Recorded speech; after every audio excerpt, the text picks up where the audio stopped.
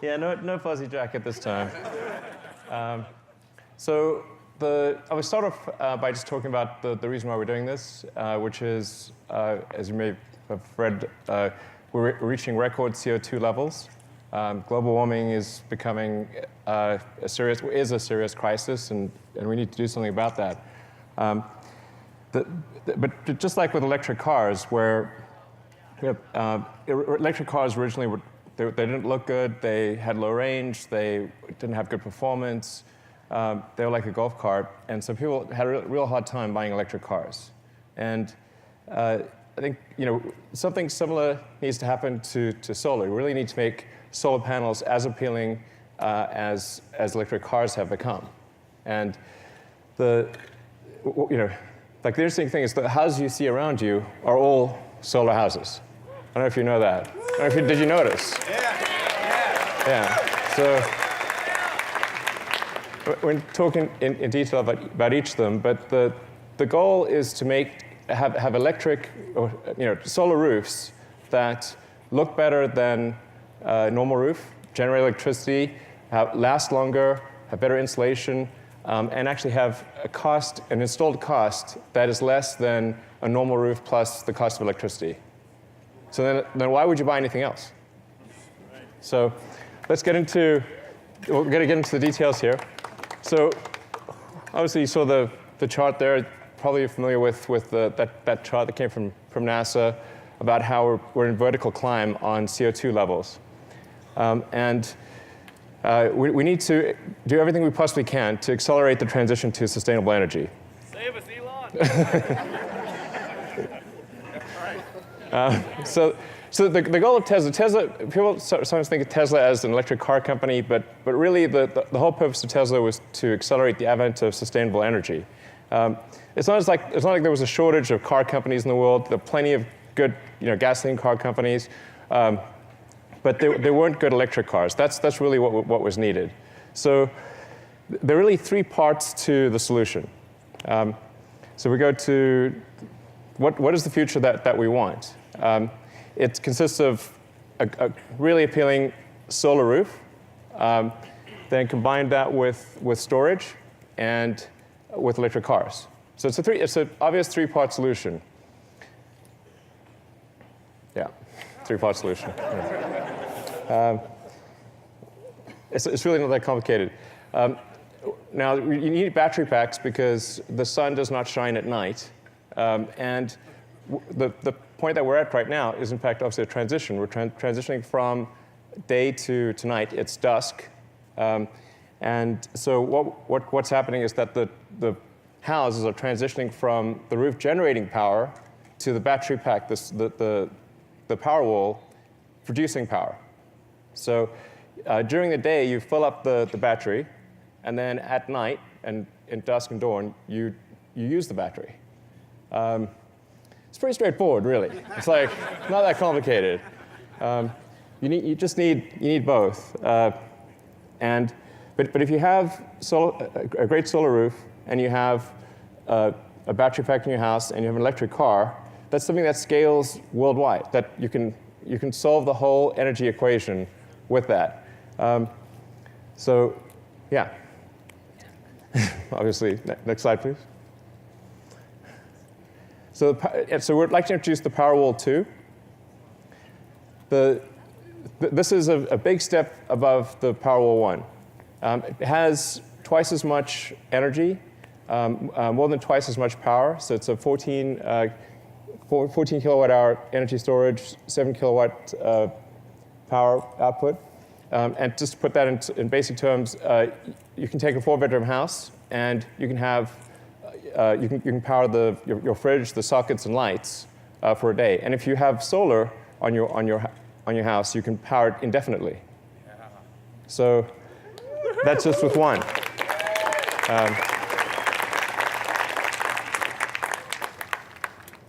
And then on the utility side, we've got the Power Pack 2, which similarly doubles the energy. So it's a 10 kilowatt hour capability, 50 kilowatt power output, and this can scale to unlimited size. So it's In fact, we've recently announced the biggest utility battery installation in the world, which is going to be with Southern California Edison. Let's go to the next slide. So we have an 80 megawatt hour battery installation that's being built right now. So, and then we announced one earlier this year, which is for a utility in Hawaii doing 52 megawatt hours. You're going to see a lot more of these announced over time. And I think it's important to make sure people appreciate that the solution is both local power generation and utility power generation. It's not one or the other. Sometimes the solar roof is positioned as a sort of a competitor to utilities, but we're actually going to need utility power to increase, and we're going to need local power generation. Because if you transition all energy to electric, that roughly triples the amount of electricity that's needed.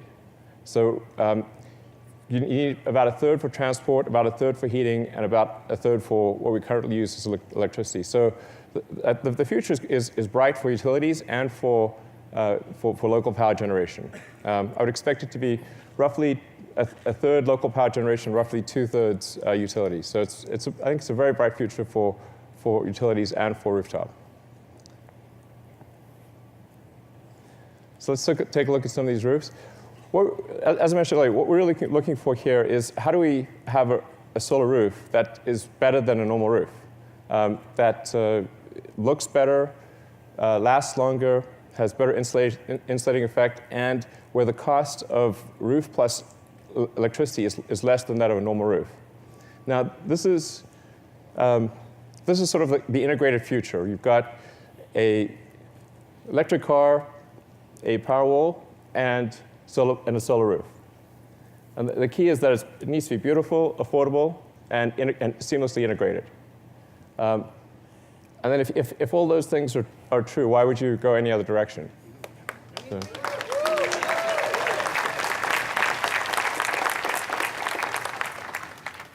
So yeah. So we're going to show you, this is the before shot of that house over there. So that's what it looked like before. Now that's all solar. Nice. Yeah. I think we've got some close-up shots that we can show.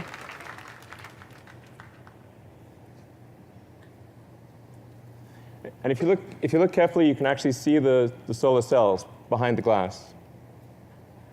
So this is a textured glass tile. If you look carefully, you can see the solar cells. Yeah, you can see that. So we have a malfunction on the LED. So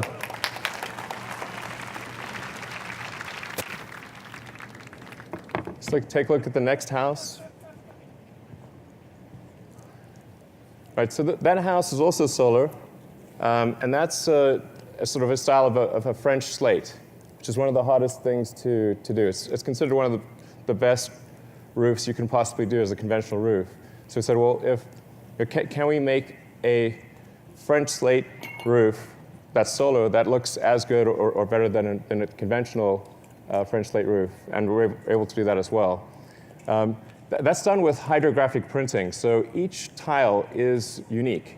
So the production process itself makes each tile special and unique. It's sort of special snowflake tile. But the nice thing is that no two roofs will be the same. So it's not just cookie cutter. You can take any two roofs like that, and they will look different because they are different. So.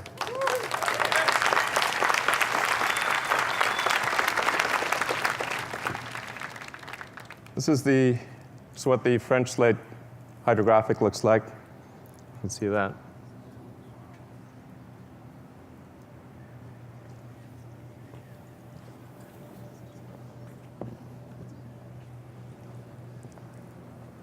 And then the third house is really transformative.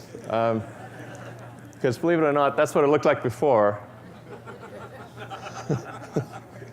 So we changed the roof, and it was like, whoa, if we put that roof on, we've got to change the house too.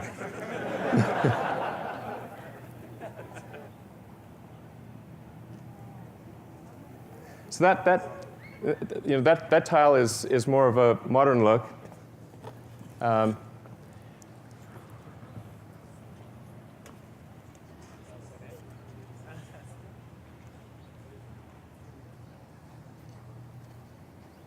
And here you can really see, as the angle changes, that you can see the solar cells. Here we put a film with microlouvers on it so that as the angle changes, it goes from transparent to opaque. So from the vantage point of the street or anywhere near the house, it looks completely opaque. But from the sun, to the sun, it's transparent. So.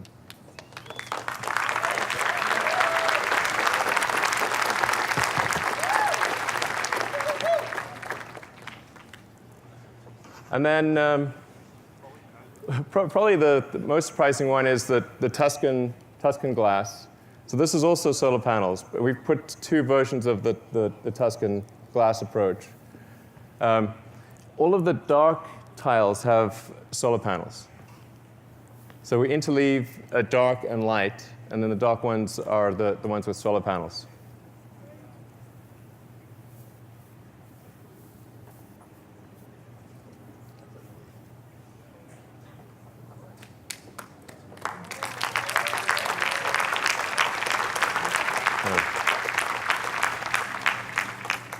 Again, you can see that the transparency changes quite a bit. So from the sun's vantage point, which tends to be high angle, you can see the solar cells. But as you change the angle to shallow angle, it reverts to a sort of a orangey color.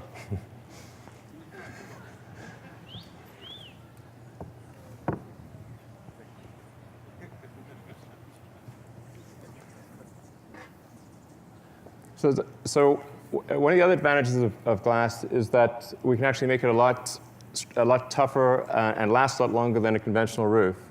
So we just, as a demonstration video, show you what happens if you drop a big weight on a conventional roof tile and one of our glass tiles.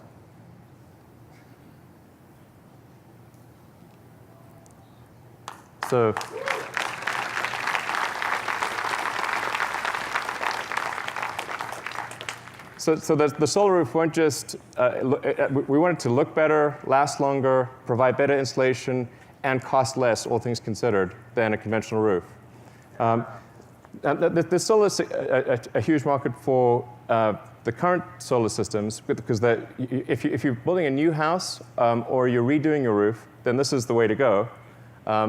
But if you have a new roof, then you'd want to put solar panels on that roof. So there's two very distinct markets, and there's about 4 to 5 million new roofs in the U.S. every year, and I think 20 times that number worldwide. So you can imagine over time, as people replace their roofs with solar roofs, that the whole neighborhood everyone would have solar. Like why wouldn't you? Over time, every house would become a solar house.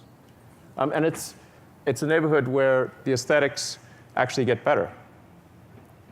So where you look around your neighborhood, and that's what you want to have happen. So I mean, the key is really to make solar something desirable, where if you install a solar roof on your house, you're really proud of it. You want to put it on the most prominent part of the house. You want to call your neighbors over and say, check out the sweet roof. It's like not a phrase that you hear often. But that's the key to it. People really care about their homes. They love their homes, and they really want them to be better. And I think taking this approach, it can be. So that's where we're headed, and I hope you agree that's the future we want. Thank you.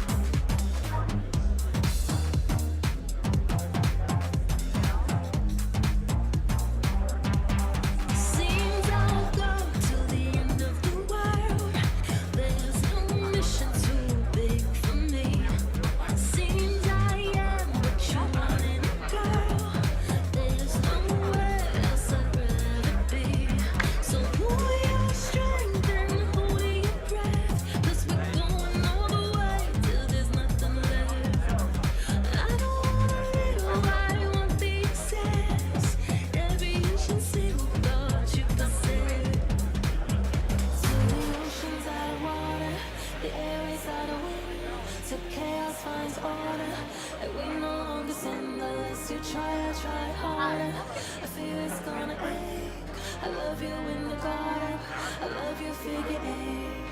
I love you, figure eight. I love you, figure eight. I love you, figure eight.